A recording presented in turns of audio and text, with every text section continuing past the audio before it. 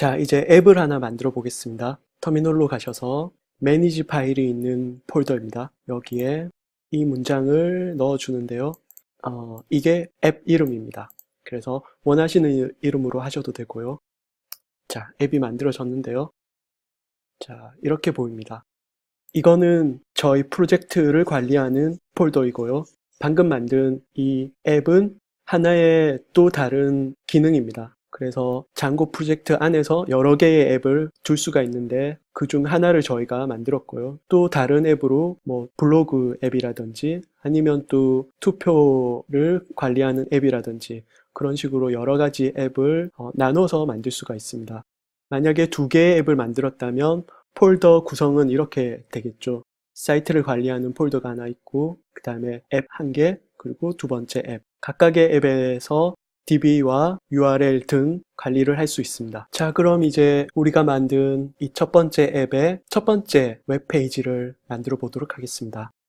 자, settings.py로 갑니다. 여기가 사이트의 모든 것을 관리하는 파일입니다. 굉장히 중요한 파일이라고 할 수 있겠네요. 폰트가 좀 작은데요. 저희가 앱을 하나 추가했기 때문에 그 앱을 여기 하나 적어줍니다. 앱 이름은 오픈CV 웹 앱이었죠. 마지막에 콤마 꼭 해주시고요. 자, 그리고 허용할 IP 주소는 로컬호스트 또는 저희 나중에 이 웹앱을 Python Anywhere라는 서버에 출판할 건데요. 그래서 이 주소도 허용하겠다고 써줍니다. 자, 그리고 저희 웹앱이 어떤 URL을 통해서 페이지를 보여줄 텐데요. CV lecture 사이트 밑에 urls.py라는 곳으로 갑니다. 그래서 URL을 하나 추가를 해주는데요.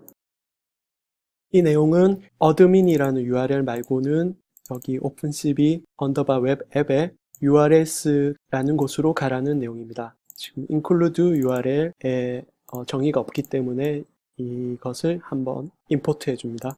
그런데 urls라는 게 오픈CV 웹 앱 밑에 없어서 파일을 하나 만들어 줍니다. 파이썬 파일이고요. 이름은 ur. 그리고 네, 이 내용을 붙여 넣었습니다. 의미는 어떤 글자이든지 view 파일의 first view라는 함수로 가라는 그런 내용입니다. view 파일로 가볼까요?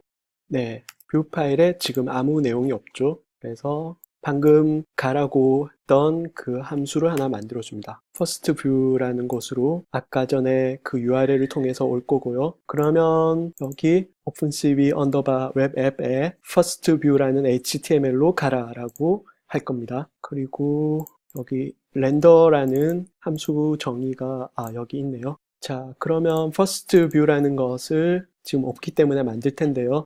여기서 주의하실 점이 템플레이트라는 폴더를 하나 만들고 웹앱의 이름과 같은 폴더를 하나 만들고 그 밑에 만들어야 됩니다. 그러면 여기에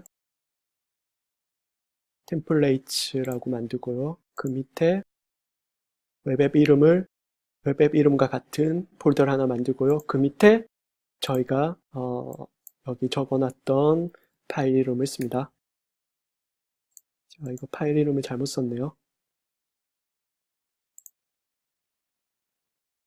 네. 그리고 지금 아무 내용이 없기 때문에 간단하게 전통적으로 쓰는 Hello World. 자, 그럼 서버를 런 시켜서 한번 확인해 볼까요? 런 시키고 이 주소로 가면 짜잔 헬로 월드가 보여지고 있습니다.